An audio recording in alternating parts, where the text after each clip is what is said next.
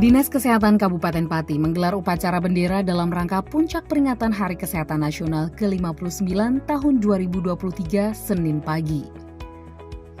Upacara yang berlangsung di alun-alun Pati ini diikuti oleh seluruh tenaga kesehatan dan insan kesehatan di Kabupaten Pati, mengangkat tema transformasi kesehatan untuk Indonesia Maju. Dinas Kesehatan Kabupaten Pati menggelar upacara bendera dan penyerahan penghargaan kesehatan sebagai puncak acara Hari Kesehatan Nasional HKN ke-59 tahun 2023. Pada kesempatan tersebut, penjabat Bupati Pati Henggar Budi Anggoro bertindak sebagai pemimpin upacara. Dalam amanatnya, Henggar Budi Anggoro menyampaikan sambutan Menteri Kesehatan Budi Gunadi Sadikin.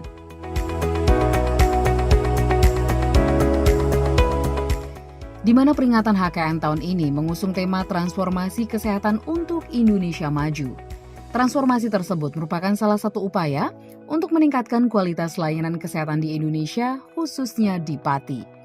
Dalam sambutannya, Budi Gunadi Sadikin juga mengapresiasi kinerja nakes dan insan kesehatan di Kabupaten Pati yang telah bekerja keras dalam memberikan layanan kesehatan kepada masyarakat.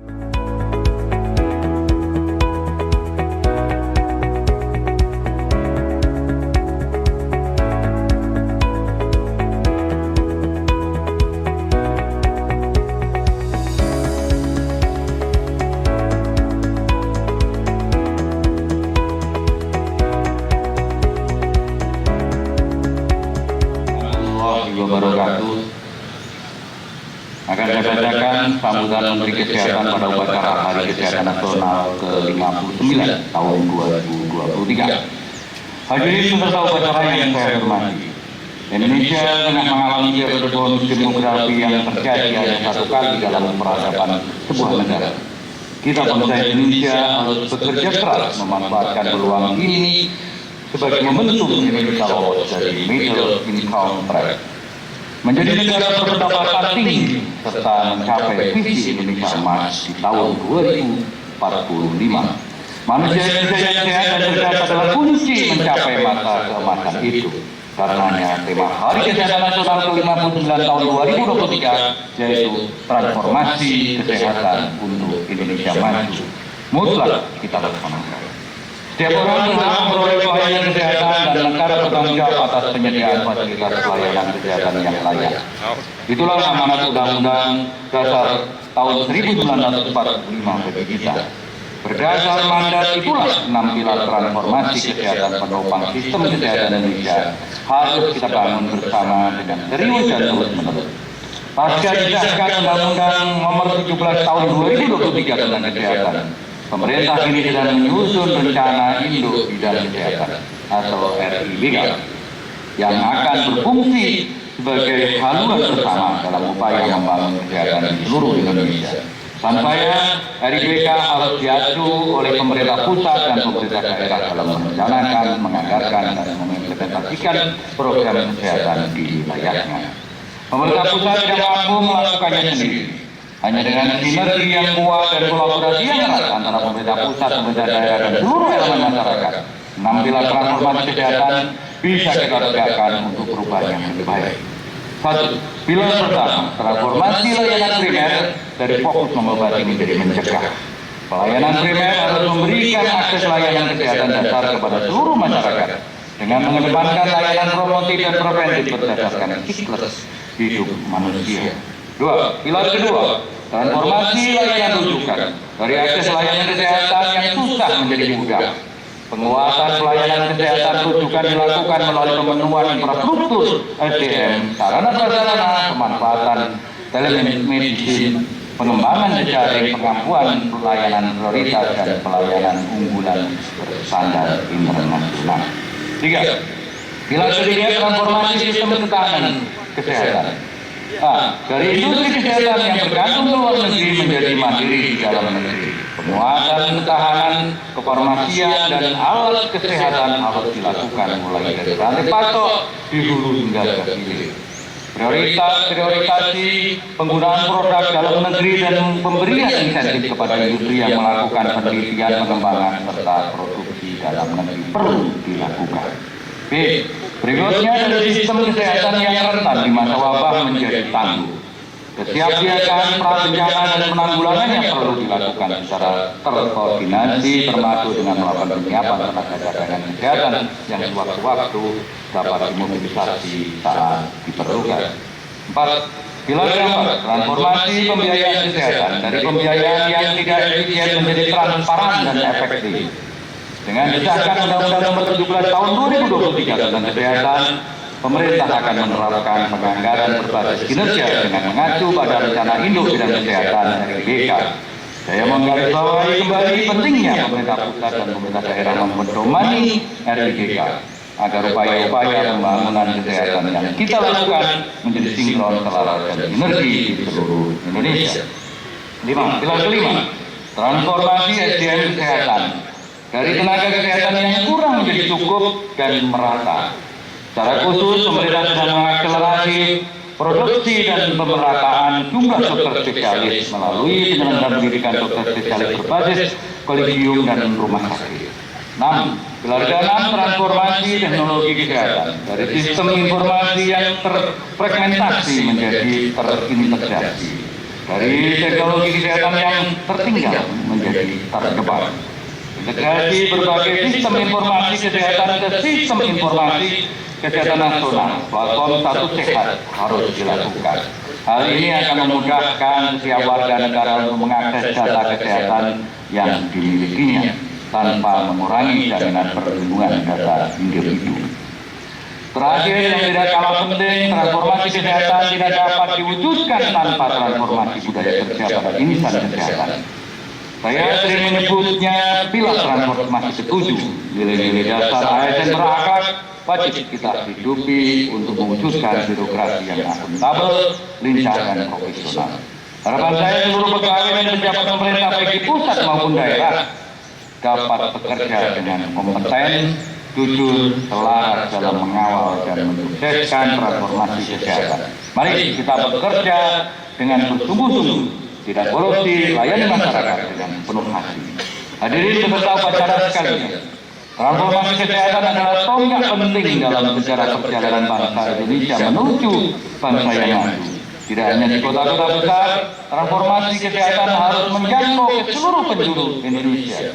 Tidak terkecuali di daerah terpencil, tertinggal, dan perbatasan maupun kepulauan. Pada kesempatan ini, saya menyampaikan terima kasih dan menghargai tinggi-tingginya kepada segenap insan kesehatan yang telah bahu-membahu berjuang tanpa mengenal lelah dalam melaksanakan pembangunan kesehatan di Indonesia. Tenaga medis, tenaga kesehatan, tenaga pendukung kesehatan, LSM, swasta, media, profesional, akademisi, seluruh pegawai dan pejabat pemerintah di pusat dan daerah, serta tak lupa para kader, terima kasih. Dan terus semangat, sebab perjuangan kita belum selesai. Tak lupa saya ingin mengajak seluruh masyarakat untuk turut membangun kesehatan, mulai dari diri sendiri, keluarga, dan lingkungan sekitar kita. Mari kita bangun bersama tubuh dan jiwa yang sehat dan kuat demi Indonesia Emas tahun 2045. Semoga Tuhan Yang Maha Esa senantiasa melindungi sehat kita dan memberkati kita semua dalam kesehatan dan kesuksesan. Selamat Hari Kesehatan Nasional, sehat negeriku, maju Indonesia. Terima kasih. Selamat pagi. Assalamualaikum warahmatullahi wabarakatuh. Menteri Kesehatan Republik Indonesia Budi Sadikin. Siapkan.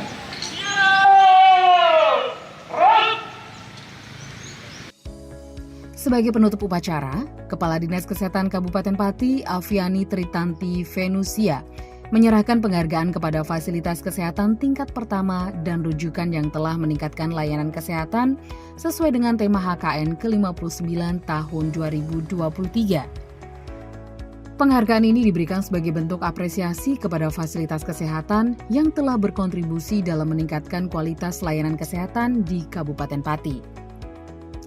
Hal tersebut dibuktikan dengan status paripurna yang disandang, mulai dari puskesmas hingga seluruh rumah sakit baik negeri maupun swasta yang ada di Pati. Untuk itu pihaknya mendorong semua yang berkepentingan di bidang layanan kesehatan untuk mengutamakan mutu layanan pada masyarakat. Selain itu, Dinas Kesehatan Kabupaten Pati juga memberikan piagam penghargaan bagi pemenang berbagai lomba seru dan edukatif yang telah digelar dalam rangka HKN 2023. Lomba-lomba ini bertujuan untuk meningkatkan kesadaran masyarakat akan pentingnya kesehatan. Acara puncak peringatan HKN ke-59 tahun 2023 di Kabupaten Pati ditutup dengan sarasehan di Pendopo, Kabupaten Pati.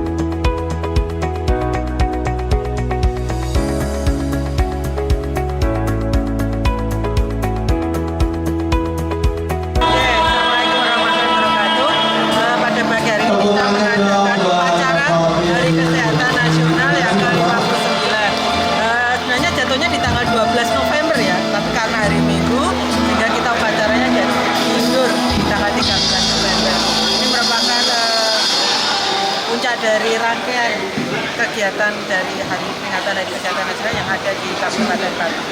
Oke, kalau untuk ini nanti setelah ini harapannya Harapannya jelas kita ingin semuanya insan kesehatan terutama untuk memberikan pelayanan yang lebih baik lagi seperti yang diinginkan oleh masyarakat, lebih bermutu lagi dengan mengutamakan keselamatan pasien maupun penolong dari kesehatan.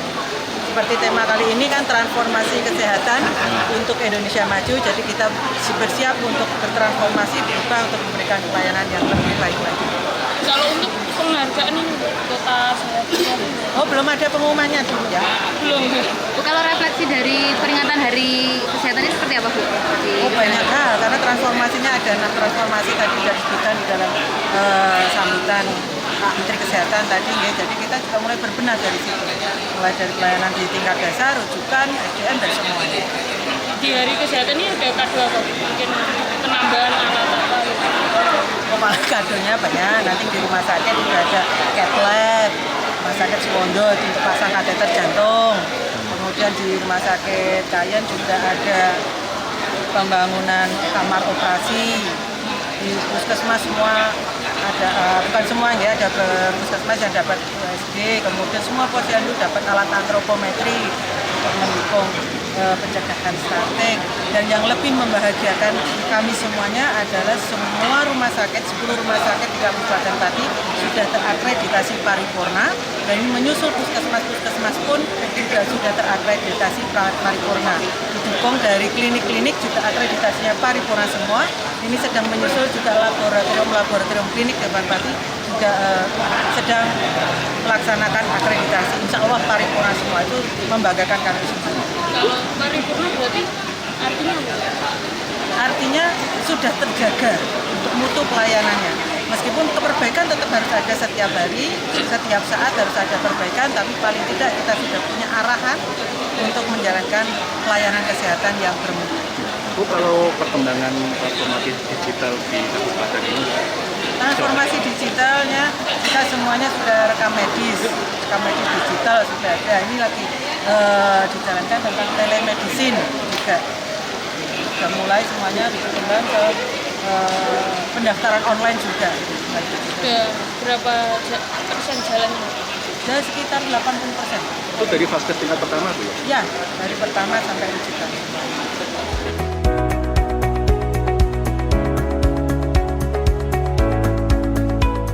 Tim Liputan Simpang 5 TV melaporkan.